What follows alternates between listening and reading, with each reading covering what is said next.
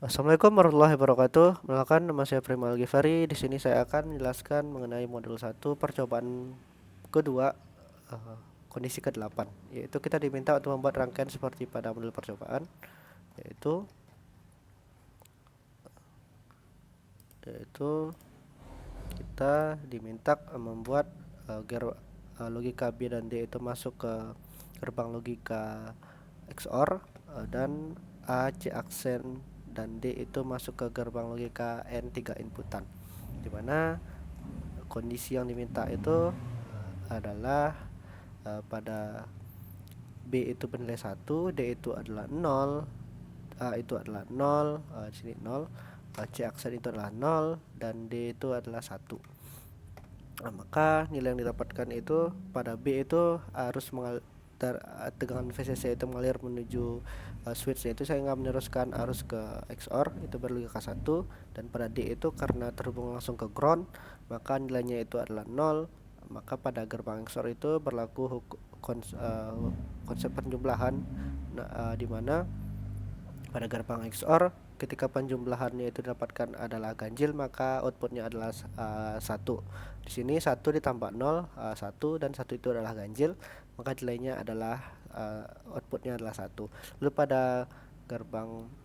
Lalu pada switch A itu logikanya adalah 0 karena terhubung dengan ground. Pada C aksen itu berlogika 0, dan pada D itu berlogika 1.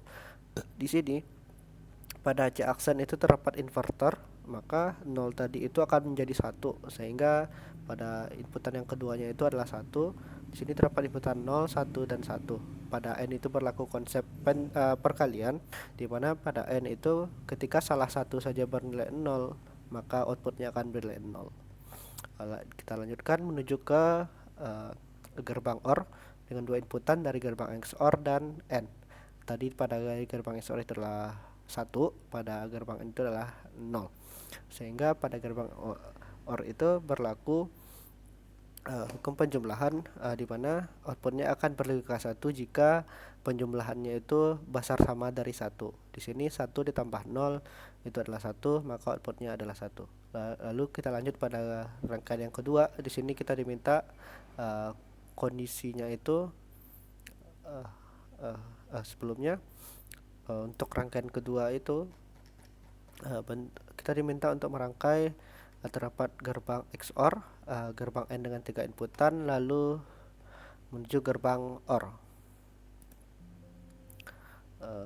Di sini terdapat kondisi B-nya itu adalah 1, D-nya adalah 0, A-nya adalah 0, B-nya adalah 0, dan C aksennya adalah 1.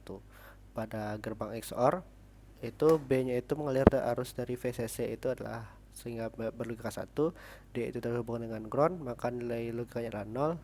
Pada XOR itu berlaku seperti tadi, berlaku hukum penjumlahan, di mana ketika akan bernilai 1 ketika penjumlahannya itu bernilai ganjil, sehingga 1 ditambah 0 itu adalah 1, dan itu adalah ganjil, maka outputnya adalah 1.